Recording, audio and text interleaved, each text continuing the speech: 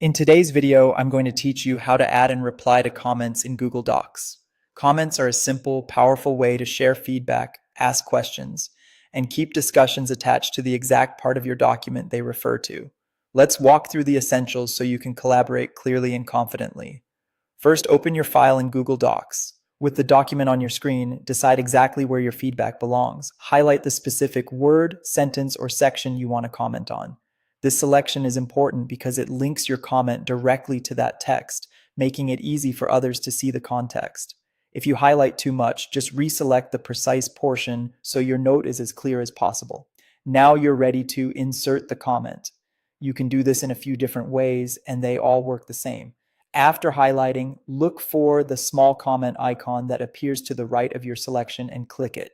You can also click Add Comment in the toolbar at the top or open the Insert menu and choose Comment. If you prefer keyboard shortcuts, use Ctrl plus Alt plus M on Windows or Command plus Option plus M on a Mac. Pick whichever method feels fastest for you. They all open the same comment box. Type your feedback in the comment box that appears on the right side of the page.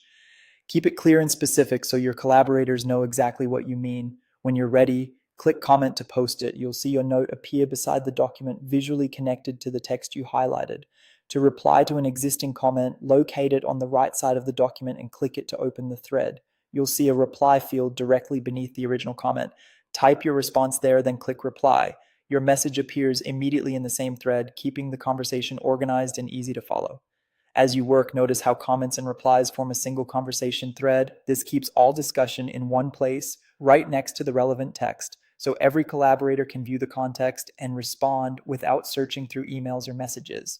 And that's it. If you found this tutorial helpful, don't forget to like this video and subscribe to my channel for more Google Docs tips and tutorials.